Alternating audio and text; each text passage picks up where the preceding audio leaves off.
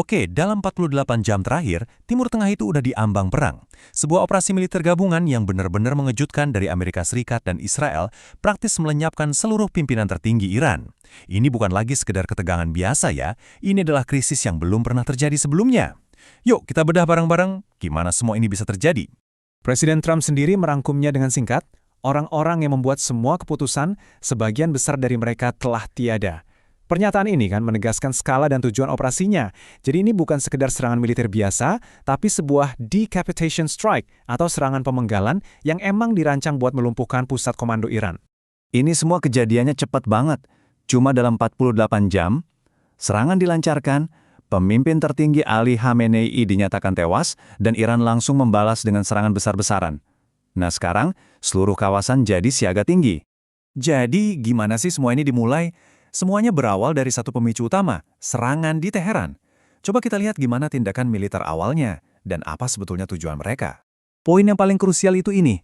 Menurut sumber-sumber dari AS dan Israel, tujuannya itu bukan cuma buat melemahkan kemampuan militer Iran. Enggak, tujuan eksplisitnya adalah perubahan rezim. Ini pertaruhan yang luar biasa besar. Serangan ini juga bukan serangan yang membabi buta. Militer Israel, IDF, kabarnya menjalankan rencana 3 fase yang udah diperhitungkan banget. Pertama, mereka bongkar pertahanan udara di Iran bagian barat. Kedua, mereka kuasai langit di wilayah itu. Dan fase terakhir, membuka jalan untuk menguasai langit di atas ibu kota, Teheran. Fokus serangannya juga spesifik banget. Targetnya itu bukan cuma situs-situs militer, tapi juga pusat kendali rejim.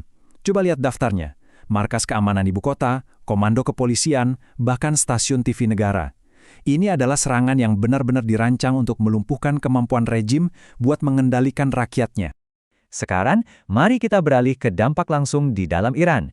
Serangan-serangan ini benar-benar menciptakan kekosongan kekuasaan yang sangat besar dan berbahaya di puncak pemerintahan Iran. 40? Angka ini aja udah bikin kaget. Itulah perkiraan jumlah pejabat senior Iran yang tewas dalam serangan awal. Coba bayangkan, sebuah negara kehilangan begitu banyak pemimpinnya hanya dalam sekejap. Dan ini bukan pejabat tingkat menengah loh. Kita bicara soal pemimpin tertinggi itu sendiri. Panglima Angkatan Bersenjata, Menteri Pertahanan, sampai Kepala Garda Revolusi. Intinya, seluruh pilar struktur keamanan dan kekuasaan negara itu lenyap dalam semalam. Jadi apa yang terjadi kalau pemimpin tertinggi tiba-tiba tiada? Ternyata konstitusi Iran punya mekanisme darurat. Mereka langsung mengaktifkan Dewan Kepemimpinan buat mengisi kekosongan sementara. Dan inilah 3 orang yang sekarang memegang kendali sementara. Yang perlu kita perhatikan, Dewan ini memusatkan kekuasaan di tangan para tokoh garis keras. Nah, ini bisa sangat menentukan bagaimana respons Iran selanjutnya. Tentu saja, Iran nggak mungkin tinggal diam. Nah, sekarang mari kita lihat bagaimana respons mereka dengan cepat bikin konflik ini meluas jauh, melampaui perbatasan Iran. Ini adalah cara Iran membingkai serangan ini secara resmi. Mereka nggak melihat ini sebagai serangan terbatas, tapi sebagai deklarasi perang. Dengan pernyataan ini, Presiden Pezeshkian secara efektif melegitimasi tindakan balasan mereka.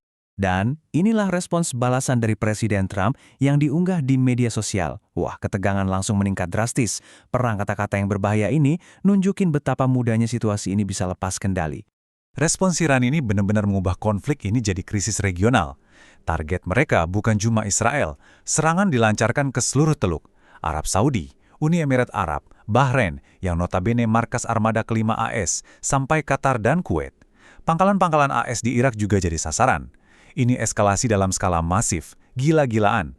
Konflik sebesar ini ya, nggak mungkin nggak menimbulkan efek domino. Mari kita perluas fokus kita ke konsekuensi kemanusiaan dan geopolitik yang sekarang mulai terasa di seluruh Timur Tengah. Di balik setiap strategi dan pernyataan politik, selalu ada korban jiwa. Angka-angka awal ini nunjukin harga yang harus dibayar dari 48 jam yang penuh kekacauan ini.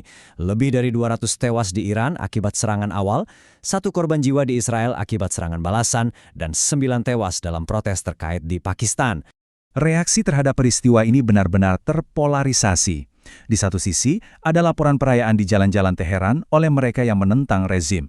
Tapi di sisi lain, ribuan kilometer jauhnya, di Karachi, Pakistan, sentimen anti-AS meledak jadi protes yang penuh kekerasan. Peristiwa sebesar ini tentu saja langsung memicu reaksi global. Mari kita lihat gimana negara-negara besar dunia merespons krisis yang sedang berlangsung ini.